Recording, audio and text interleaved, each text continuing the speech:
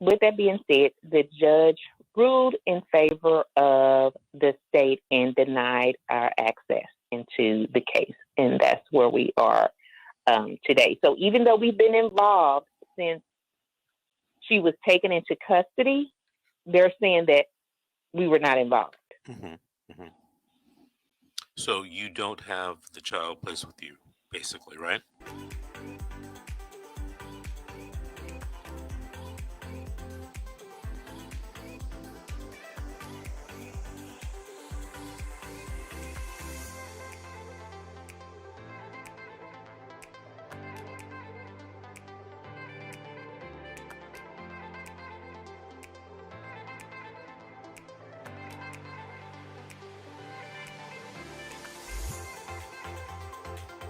I'm attorney Vince Davis. And before the break, we were talking to Tanya and Chris. They have a case in Alabama in Georgia, where they're trying to get their, I believe, nephew out of foster care placed with them. Tanya, still there? Yes. Okay, go ahead. Pick up the story where you left off. So we went to court in December, and the judge was asking the attorney for her witnesses or whoever she was going to bring forth.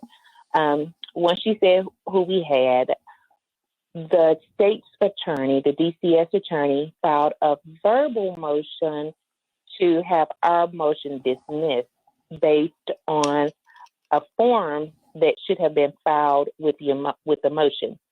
Now, this motion was originally filed in 2020. It was heard and the judge ruled on it in 2020. We went in June. It was supposed to be heard again. Now, all this time, this form hadn't been filed. Now, all of a sudden, they want to file a motion to have it dismissed because of this form. So our attorney was saying, one, they disagree with him filing a verbal motion because it didn't give them time to respond to that motion. But two, she did not have all the information because she was depending on what the state would give her.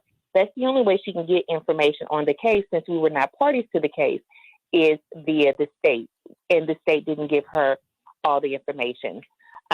With that being said, the judge ruled in favor of the state and denied our access into the case. And that's where we are today. So even though we've been involved since she was taken into custody, they're saying that we were not involved.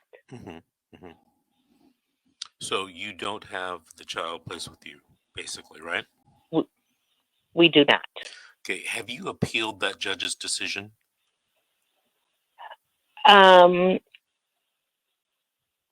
We appealed the second attorney appealed the first one. This one, I do not believe has been appealed. Okay, if time hasn't run out, you should talk to your attorney about appealing that, definitely. But there's some other things that I would probably advise you to talk to your attorney about. And that's number one, filing a complaint with the Department of Health and Human Services. The Department of Health and Human Services runs and creates regulations that all states must abide by in these CPS cases. And a hot area of complaint and litigation right now is the placement of children with relatives. So many times I hear this just every week, every day, about relatives who can't get children placed with them. And there's a lot of reasons for that, in my humble opinion, but it's not what I believe the law is. And CPS is adept at making excuses and using the law to keep children from relatives. One of the reasons why I'm so passionate about this subject is because I was raised by my grandparents. So, I have a soft spot in my heart for those relatives who are trying to get these kids or get kids to raise them, because their children, for whatever reason, aren't able to. So file a complaint with the Department of Health and Human Services. It's an administrative complaint. You can find it online, and consider filing a complaint with the Department of Justice, the Civil Rights Division in your area, because your civil rights may be, being violated. not only yours, but perhaps the child's. Let me ask you this, because we talked earlier this week when you called me at my office. What have you learned from this situation? And what would you want to tell relatives out there in the audience what to do if they're trying to get a child placed with them? One, I would tell people first and foremost, even though I feel that you should not have to when your relative is stepping up, the first thing I would tell them to do is to retain an attorney, someone to help them fight. The second thing I would tell them to do, which luckily my husband and I did, make sure you document every form of communication. If you speak with that social worker or whoever you speak with on the phone, follow it up with an email so you would have written documentation. Because I think that's what's going to help us in the long run. We will be able to show everything that we have done throughout the case to fight for my nephew. We even have where we would ask the social worker a question and she would, respond back and say, "I'm working on it, just be patient." But yet she would use time against us and say, "Well, since the child has been in custody for this long, it's best." Well, we have documentation showing what we have done from the onset of the case up to the current moment. So I would definitely tell people to retain an attorney, even if you feel like you don't need one. It's best to get one in the beginning versus at the end. To keep records of all phone conversations and fight not to. In our case, the foster parent was our supervisor. They were the ones that would supervise our visitations. Fight not to have that done, because then that leaves room for false allegations that you then have to go back and prove are not true. So that's what I've learned in this case, and I would say never give up. Mm-hmm. You know what? That's very astute of you, the things that you mentioned, because it's things that I have told people, over the years. And a lot of times people think that I'm being a bit alarmist by telling you, talk to an attorney, by telling you, keep track of everything, write down everything, send your confirming emails. This week, a grandmother called me. And she's in the same position you're in, and she's trying to get her grandchildren placed with her. But here was her scenario. They contacted her at the very beginning to take the children. And she thought, without talking to anyone, that, number one, if she took the children, that it would prevent the mother and father from getting the children back, or be a hurdle that the parents would have to jump in order to get the children back. Number one, that's a false assumption. Number two, she said that she was in the process of remodeling her house and couldn't take the children right then and there, but told the social worker she'd talk to her family and, she'd get back to her in about a month. Well, unbeknownst to her, the social worker wrote in a report that the grandmother was not interested in taking care of the children. Mm. Now that's a bit different from what the grandmother said, right? Now, when the when the grandmother told the social worker, "Hey, I don't want to be an interference with the parents getting the children back," the social worker should have said, "Oh, you taking the children is not an interference with the parents getting the children back. They're not. In this case, they don't have to be related."